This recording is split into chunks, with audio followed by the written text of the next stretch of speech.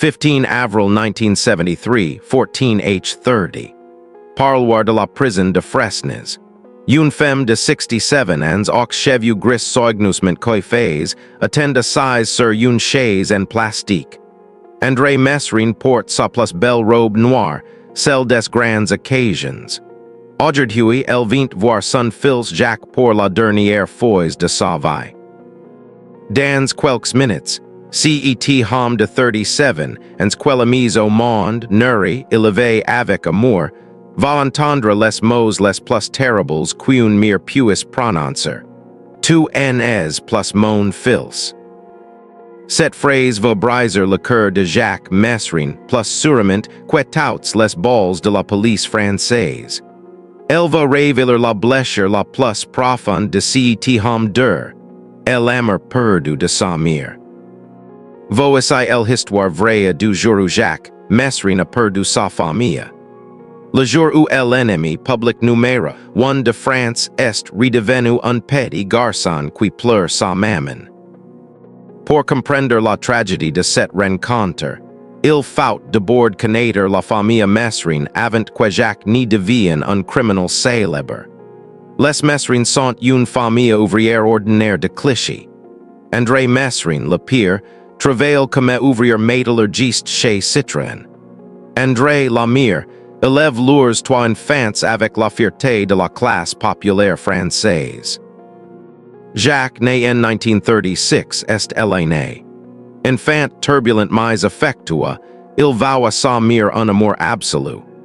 Andrée Mesrine est une femme forte, pieuse, qui inculque à ses enfants les valeurs du travail et de l'honnêteté.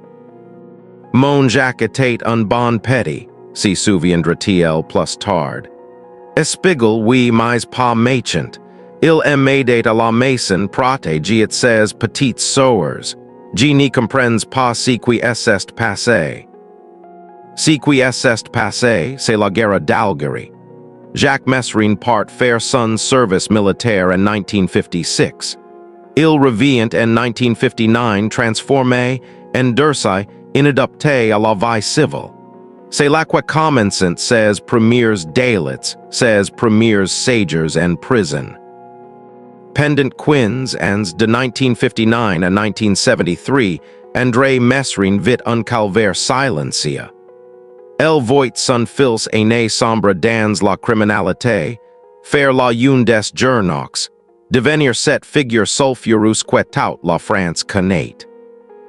Mais malgré tout, malgré les crimes, les évasions, la honte sociale, Andrée continue d'aimer son fils. Elle lui rend visite en prison, lui écrit des lettres, prie pour son salut. Pour elle, Jacques restait son petit garçon égaré qui finira par retrouvre le droit chemin. Une mère ne peut pas cesser d'aimer son enfant, explique-t-il à son mari André qui commence à perdre patience. Quoi qu'il ait fait, c'est notre fils. Cette fidélité maternelle touchait profondément Jacques. Dans ses lettres de prison, il évoque souvent sa mère avec tendresse et culpabilité. Maman est la seule personne pure de ma vie, écrit-il à un ami. Elle continue de aimer malgré tout le mal que je lui fais. Cette femme est une sainte. Mais en 1973, quelque chose change. Jacques Mesrine est plus un simple délinquant. Il est devenu l'ennemi public numéro 1, le criminel le plus célèbre de France. Ses évasions spectaculaires, ses provocations, sa guerre ouverte contre la police font de lui une figure nationale. Cette notoriété transforme la vie quotidienne de la famille Mesrine en enfer. À Clichy, les voisins regardent Andrée avec mépris. Les enfants de ses fils sont moqués à l'école. Ton oncle, c'est un bandit. Les journalistes harcèlent la famille, campent devant leur pavillon, tentant de soudir les proches. Andrée Mesrine, homme discret et travailleur, n'y supporte plus cette exposition médiatique permanente. J'ai honte de sortir de chez moi, confie-t-il à sa femme. Les gens nous montrent du doigt, ADIEU mes collègues si taisent quan j arrive. Mais c'est l'incident du 12 avril 1973 qui fait déborder le vase. Ce jour-là, Jacques Mesrine s'évade spectaculairement du tribunal de Compiègne en sautant par une fenêtre. Cette évasion fait la une de tous les journaux, déclenche la plus grande chasse à l'homme de l'histoire de France. Le soir même, la télévision française diffuse un reportage sur la famille du bandit Mesrine.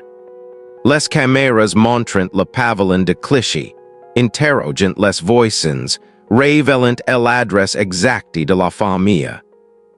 Cette exposition médiatique brutale provoque l'effondrement psychologique d'Andrée Mesrine.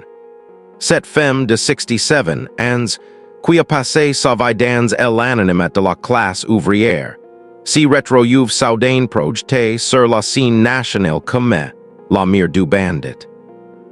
Genie Pew plus, sanglotel dans les bras de son mari.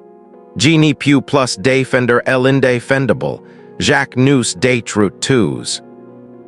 Andrée Mesrine prend alors une décision douloureuse mais nécessaire. Il va voir sa femme et lui dit, Andrée, il faut que tu chooses. Soit tu continues à soutenir Jacques, soit tu proches le reste de la famille.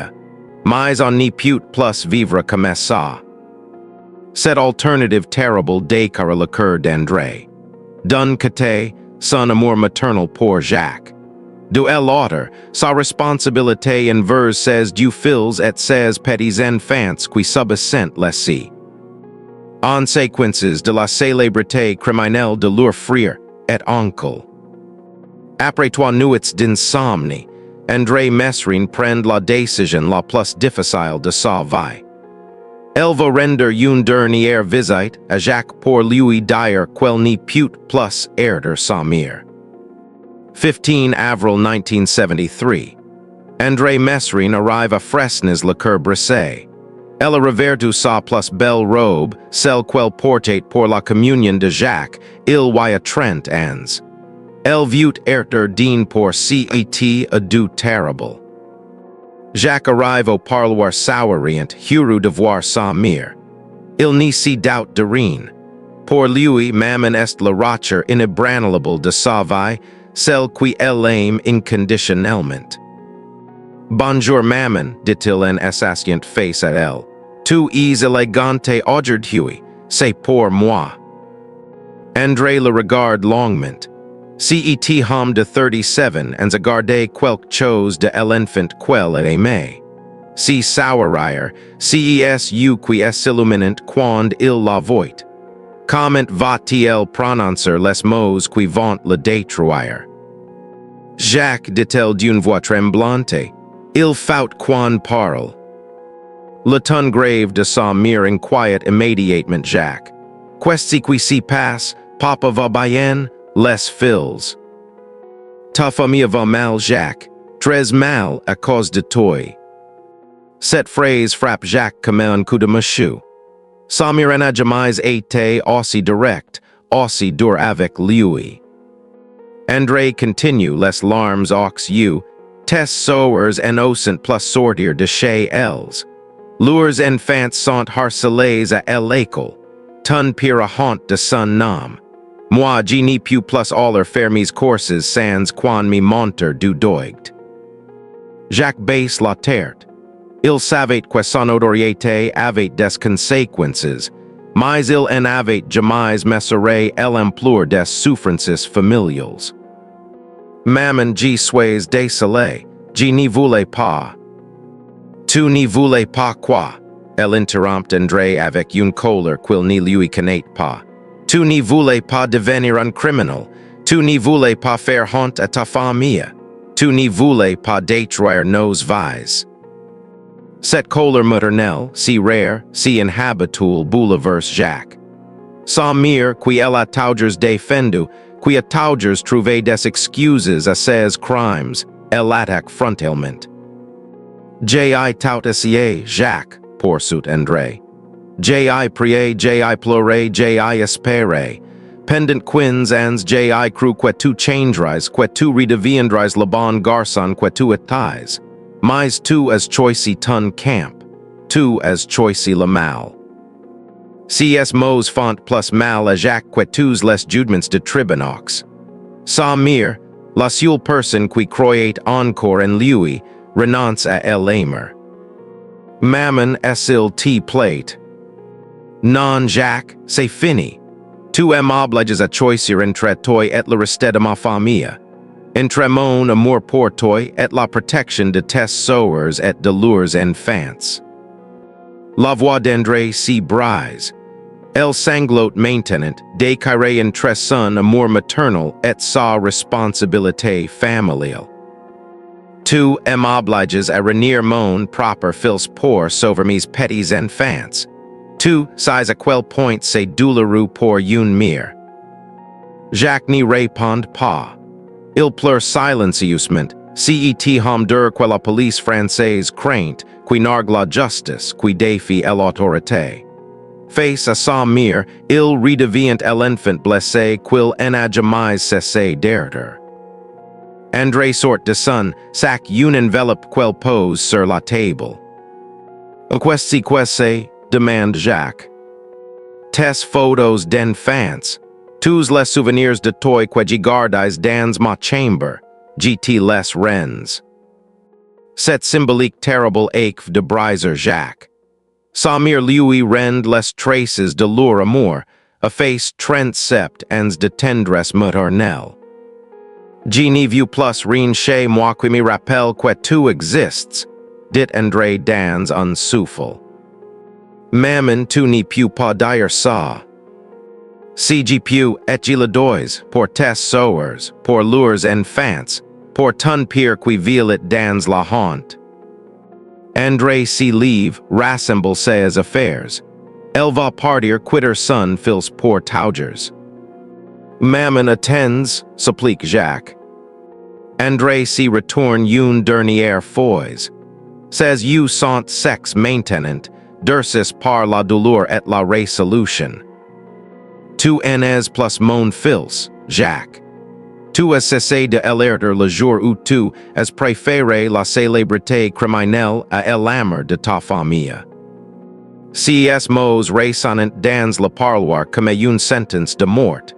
Jacques se lève, tend la main vers sa mère. Maman, je t'en prie. Au revoir, Jacques. Que Dieu te pardonne parce que moi je n'y peux plus. Andrée Mesrine sort du parloir sans s'y retourner. Elle laisse derrière elle un homme brisé, orphelin par sa propre faute. Jacques restait seul face à l'enveloppe contenant ses photos d'enfance. Il ouvre avec des mains tremblantes. Tout savait défaut. Jacques bébé dans les bras de sa mère. Jacques enfant le jour de sa première communion, Jacques adolescent lors d'un pique-nique familial. Sur chaque photo, le sourire lumineux d'Andrée regardant son fils avec fierté et amour. Cet amour qu'il vient de perdre à jamais par sa propre faute. Les gardiens doivent venir le chercher. Jacques Mesrine, l'homme le plus dur de France, pleure comme un enfant dans ses parloirs de prison. Cette rupture familiale transforme profond. Dément Jacques Mesrine. Dans les semaines qui suivent, il sombre dans une dépression profonde. Lui qui se nourrissait de l'amour maternel pour supporter ses crimes n'a plus ses souciens psychologiques fondamentaux. Ma méritate mon anchorage, confiera-t-il plus tard à un co-détenu. Sans elle, je n'y suis plus qu'un criminel ordinaire. Elle seule me donnait l'impression d'être encore humain. Cette perte de l'amour maternel radicalise encore davantage Mesrine. Puisqu'il a perdu l'affection de sa famille, il n'a plus rien à perdre. Ses crimes deviennent plus spectaculaires, ses provocations plus extrêmes. Mais paradoxalement, cette rupture le rend aussi plus lucide sur lui-même. Pour la première fois, Il measure vraiment les conséquences de ses actes sur les innocents. J'ai détruit ma propre famille, écrira-t-il dans ses mémoires. J'ai tué l'amour de ma mère. C'est le crime dont je suis le plus coupable. Andrée Mesrine tiendra sa promesse. Elle n'y reverra jamais son fils. Quand Jacques meurt en 1979 dans l'embuscade de la porte de Clignancourt, elle n'y viendra pas à ses obsèques.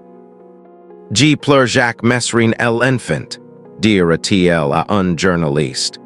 Mais el homme qu'il est devenu était mort pour moi depuis 1973.